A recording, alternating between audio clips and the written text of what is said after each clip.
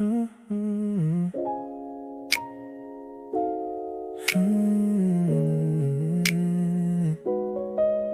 Yeah.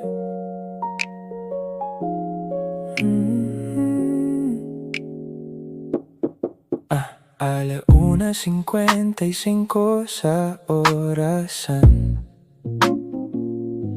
Nakapalibot ang dilim sa aking silid. Nakita ko ang post mo, may kasama ka na naman. Pinilit kong umiti kahit puso'y nasasaktan. Binuksan ko ang screen, ang daming gustong sabihin. Mga salitang kay tagal ko nang kinikim-kim. Nagtataip ako ng nobela, bawat letra'y totoo. Sinulat ang lahat ng sakit at ang gusto ko.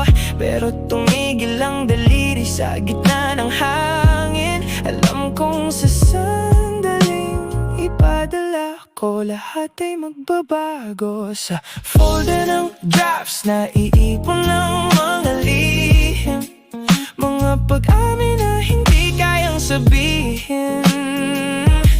Sa bawat backspace, unti-unting napapawi ang pag-asang sana tayo ang magkatabi. Pero hanggang dito na lang ang aking tapang, burado lahat. Dahil takot akong mawala ang ating ugnayan. Burado ang lahat ng mahal kita, pinalitan ng kamusta, sana ay masaya ka. Ang hirap magkunwari na kaibigan lang ang turing kung sa bawat pagtingin gusto kitang yakapin. Ang phone ko'y mainit, parang damdamin kong masakit. Isang pindot lang, mawawala ang lahat.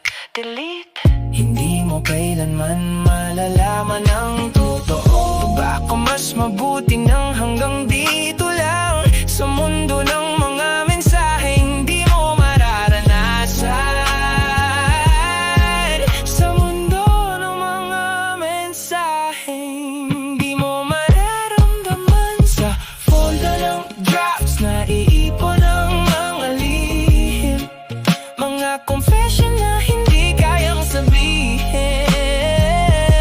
Sa bawat backspace, unti-unting napapawi ang pag-asang sana tayo ang magkatabi. Pero hanggang dito na lang ang aking tapang, burado lahat.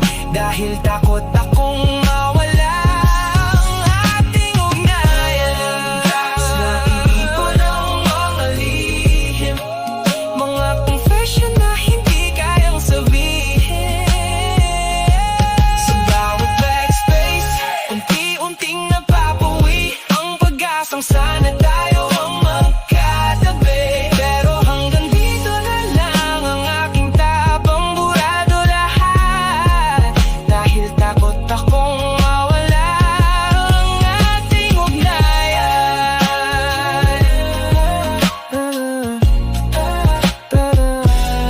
Pero hanggang dito na lang ang aking tapang,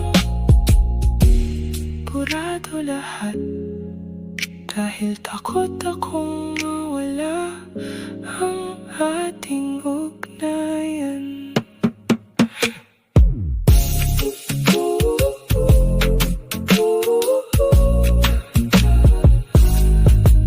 Pero hanggang dito na lang ang aking tapang, burado lahat. Dahil takot akong mawala ang ating ugnayan.